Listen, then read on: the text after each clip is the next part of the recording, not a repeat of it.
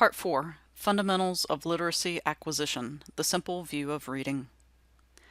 Well, welcome to week 2 of class. You all did a fantastic job last week in your group discussions. I was very pleased to see how many of you engaged in the discussion about top-down and bottom-up processing, as well as the depth of your comments. I'm so thrilled to have you all together this summer. I love to see the rich discussions and thinking about our work that is going on. Well, this week goes even deeper down the literacy rabbit hole. We've got a bit to go through in this video clip, but first I want to do a quick review. So in the last video clip, we started at the very beginning. We thought about how children first make that realization that printed symbols stand for a message or information, like when my little sister recognized the McDonald's sign, and how this progresses to understanding the alphabetic principle and later phonemic awareness, and then we start getting good little decoders who want to sound out words. Our older elementary students start learning some of the nuances of our language, such as, for example, the way ed on the end of words may look the same and function the same, but can sound totally different, such as learned versus landed. So there are a lot of complicated rules for English that take time to learn, but once kids get decoding down, they can learn these special rules. At least that's the best case scenario. So I should mention that for everything we go through in this discussion, you need to be thinking, but what if kids don't get that step? Because, as you know, this is not a perfect world, and we can't expect our students to be perfect either. Breakdowns in the learning process happen.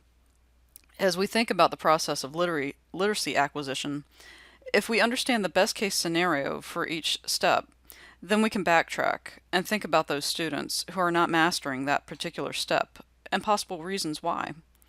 It will help us better detect literacy problems and perhaps get students the help and remediation they need. Because as we discussed last time, this learning to read thing is not self-evident. If children are having a problem with a step, they can't just be shuffled along, like, oh, they'll catch up. We have to catch problems at the time and do something about it. And honestly, this isn't something that stops with elementary school. I worked in middle school, and I was very sad to realize that some of my students just could not read, and we are talking 7th and 8th graders. They didn't have the fluency and speed to move through sentences, so by the time they got to the end of a sentence or paragraph, they couldn't remember what all they'd just read. So then they had comprehension problems. They needed help. Just because they were getting older, reading didn't suddenly just click for them. That's why I'm so glad we have just as many secondary school librarians as elementary school librarians in the class this summer. These are skills that some older students still have problems with. And I think just about all middle and high school students can get better at reading comprehension. Okay, so I'm getting ahead of myself here.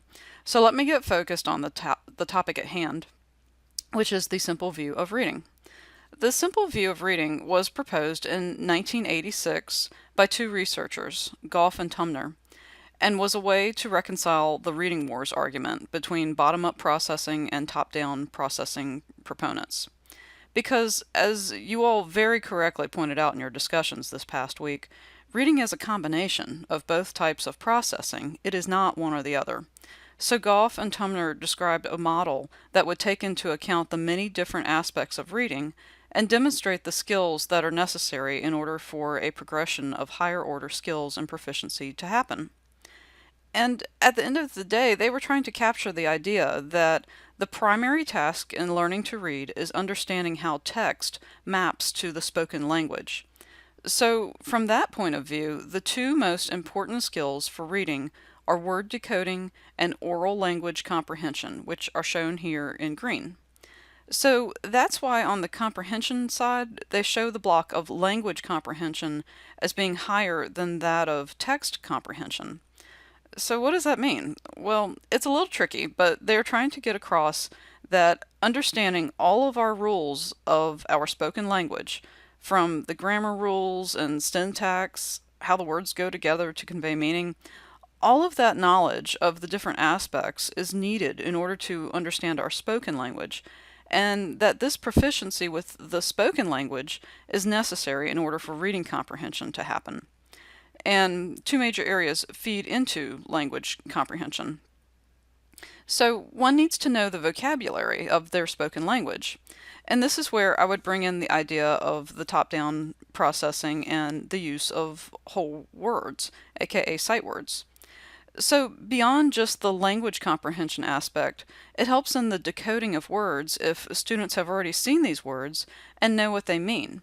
Then when they encounter them in text, they are able to decode them easier, which pulls in the idea of background knowledge and how important our experiences are to vocabulary acquisition.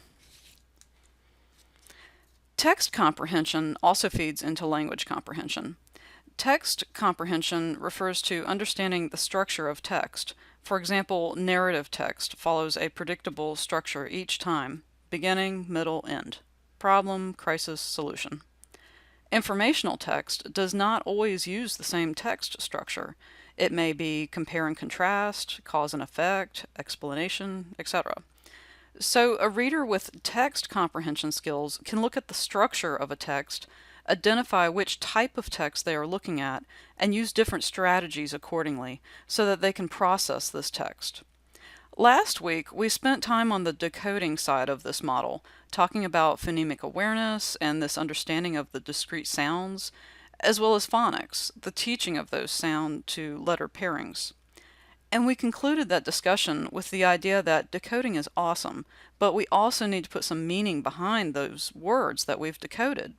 So, this skill of language comprehension, you can see how there are so many moving parts behind the scenes that are giving meaning to the decoded words. I love how this illustration emphasizes that reading comprehension depends equally on decoding and language comprehension. And in this illustration, they use the term fluency as a skill that is necessary for both decoding and language comprehension. Fluency refers to being able to decode quickly as well as quickly comprehend the words that one is decoding.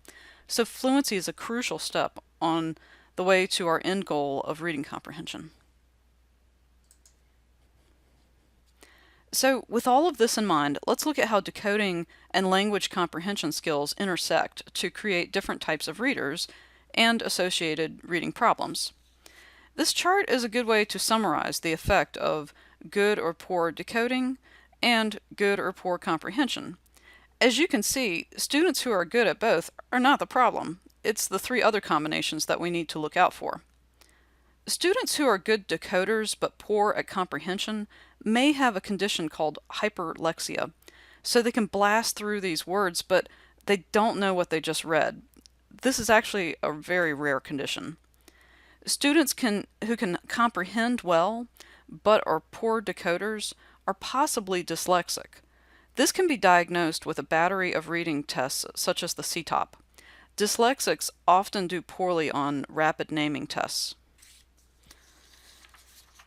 And then the majority of students with reading problems fall into that bottom left quadrant, which Goff and Tumner called the garden variety reading disorder, who present some difficulties with both decoding and spoken language. Researcher H.S. Scarborough added some important depth to this discussion with her illustration, which I'd like to share. This is one of those cases where a picture tells 1,000 words, and this one really gives a good explanation of the very multifaceted aspects of literacy, in which so many pieces must come together for skilled reading to happen. I like how it points out the automaticity of word recognition. All of these processes, the phonological awareness, decoding, and sight recognition of familiar words, just get so automatic for skilled readers. It just kind of goes to autopilot at a point, if all goes well with our young readers and they properly develop these skills. I like how the drawing incorporates the sight recognition aspect because that was part of our earlier discussion with the top-down and bottom-up processing, right? The whole question of the role of memorization. To me, I think memorization can kind of get a bad rap, and I'm not advocating for the instructional practice of rote memorization per se, but I just mean that there are some things in life that we have to memorize, and there are other things that when we see them enough times, we can't help but memorize. At the same time, you can see how memorization is not an explicit reading comprehension strategy. It has a role more so in the lower level skills of word recognition. So, in all, this illustration kind of puts the argument of top down and bottom up processing to rest, in my opinion. At a glance, it shows how both sides are needed to get us to skilled reading. Another lesson of this illustration is the idea that learning is on a continuum. Skilled reading develops over time. Learning to read is a process in which the word recognition skills of phonological awareness, decoding, and sight reading are honed early on and become automatic. And again, if these skills have not been developed and made automatic by elementary school, then we have a problem in middle and high school. Kids aren't just going to magically get it because they've reached a certain age. The language comprehension skills are being acquired concurrent to the word recognition skills, yes, but they continue to be developed after the word recognition skills have been mastered. So we can continue to attend to these skills later on through middle and high school. Our students can always use more background information. They can always use more vocabulary knowledge and grammar knowledge.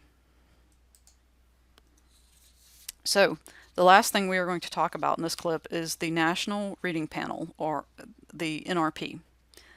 The National Reading Panel was a government-sponsored research study. It was formed in 1997, and the group reported their findings in 2000. Basically, they took the sum of reading research at that time, which was over 100,000 studies, and they analyzed it to see what techniques truly work in teaching children how to read. The group only looked at quantitative studies, which typically gather data in numerical form through structured techniques. Qualitative studies, which gather data through observations, such as interviews, were not included.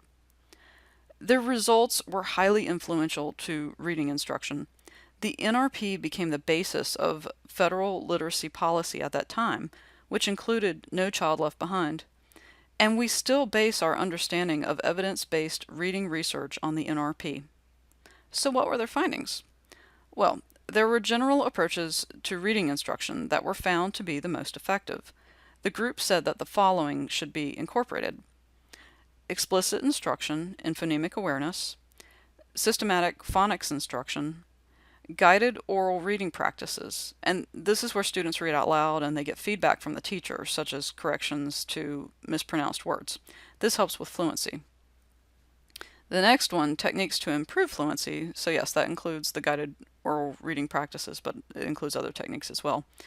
And remember, this applies to both reading with greater speed and accuracy as well as understanding what was just read. Word calling is not the same as fluency. The next technique was teaching vocabulary words, and then also techniques to improve reading comprehension, which is the focus of the rest of this class. So as you look over this list, think about how this matches up with what we learned about the simple view of reading. I wanted to point out one thing that is not in their list: silent sustained reading. This was a question on your pre-check, and this was tricky because as librarians, we believe in the value of reading, right? So what could be ineffective about silent sustained reading? This is almost another one of those reading wars issues. My understanding is that the way in which silent sustained reading is implemented can vary widely. If you give a class time to read quietly, some will do it and some won't. So it's not going to be effective for the kids who are dorking off during their reading time. So as far as a technique, students would have to have some sort of accountability factor at the end in order for us to determine if silent sustained reading is effective or not. So it's not that the NRP is saying silent sustained reading is ineffective, it's just that they couldn't prove its effectiveness, so it didn't make the list. But that doesn't mean we as librarians have to abandon the practice or stop promoting silent reading. Just understand what are deemed effective classroom instruction practices and which aren't. So this has been a ton of information. Let it soak in, and then move on to the first of the two reading comprehension models we will discuss in this class.